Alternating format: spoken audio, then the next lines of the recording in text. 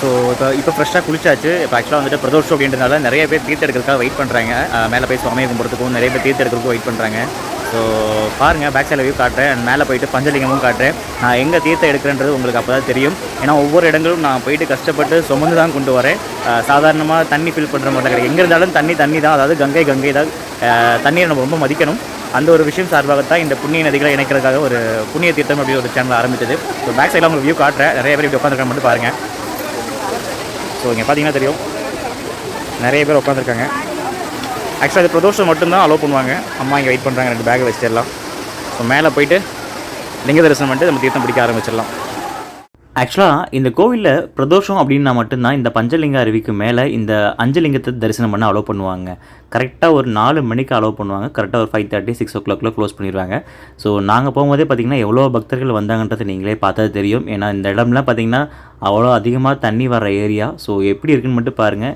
இந்த இடத்துக்குள்ளே தான் இந்த பஞ்சலிங்கம் அமைஞ்சிருக்குது. அங்கே பஞ்சலிங்க அருவியும் உண்டாகுதுங்க. ஸோ வந்தாச்சுங்க. கிட்டத்தட்ட ஒரு 100 மீட்ரு தான் அங்கேருந்து.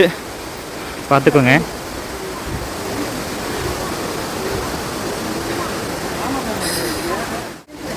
ஸோ இதான் அந்த பஞ்சலிங்கம்.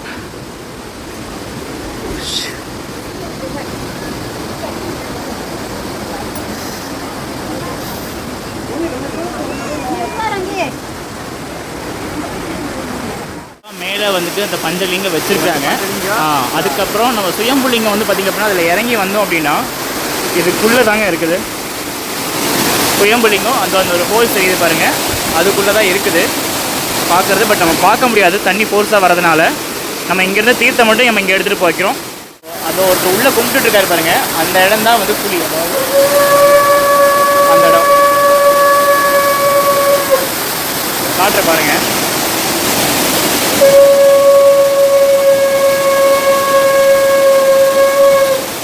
அதுக்குள்ளே தான் லிங்கம் இருக்குங்க. ஸோ நம்ம தீர்த்தம் இங்கே தான் எடுக்கிறோம். கொஞ்ச நேரத்துலேயே அந்த பிரதிஷ்டை பண்ண அந்த அத்தனை 5 சிவலிங்களுக்கோ அபிஷேகம் பண்ண ஆரம்பிச்சிட்டாங்க. ஸோ அது ஒவ்வொரு காட்சியும் நீங்கள் இங்கே பாருங்கள், எவ்வளோ கண்கொள்ளா காட்சியாக இருக்குதுன்னு மட்டும் பாருங்கள். ஏன்னா இந்த காட்சியெல்லாம் சீரியஸாக சொல்கிறேன். மாதத்தில் 2 தடவை பிரதோஷ டைமில் மட்டும்தான் கிடைக்கும். அது ஒவ்வொன்றும் என்ன சொல்கிறது, நமக்கு அந்த குடுப்பனை இருந்தால் மட்டும்தான் நேரில் பார்க்குற தரிசனம் இருக்கும். ஸோ எனக்கு இந்த வாய்ப்பு இந்த தீர்த்தம் எடுக்கிற மூலியமாக கிடைச்சிதுங்க. ஸோ அப்போ பார்த்தீங்கன்னா கிட்டத்தட்ட கட்டுக்கடங்காத கூட்டம், எவ்வளோ கூட்டம் இருக்குன்னு மட்டும் பாருங்கள். ஸோ இத்தனை கூட்டங்கள் தாண்டி தான் நாங்கள் தரிசனம் பண்ணி அங்கே அவரை தொட்டு வணங்கி அண்ட் அது மட்டும் இல்லாமல் தீர்த்தம் எடுத்துகிட்டு அங்கேருந்து நம்ம தீர்த்தங்களை பேக் பண்ணி வச்சுட்டு அங்கேருந்து கிளம்ப ஆரம்பியாச்சு. ஸோ அதெல்லாம் தீர்த்தம் எடுத்தாச்சு, பார்த்துக்கோங்க. ஸோ இவ்வளோ தீர்த்தங்களை பேக் பண்ணி எடுத்து வச்சுட்டு தென் அதுக்கப்புறம் கீழே அமனலிங்கேஸ்வரர் பார்த்துட்டு தரிசனத்தை ஃபுல்லாக முடிச்சுட்டு வெற்றிகரமாக திரும்பி வந்தாச்சுங்க. ஸோ ஃபைனலாக பஞ்சலிங்கம் தீர்த்தம் எடுத்தாச்சு.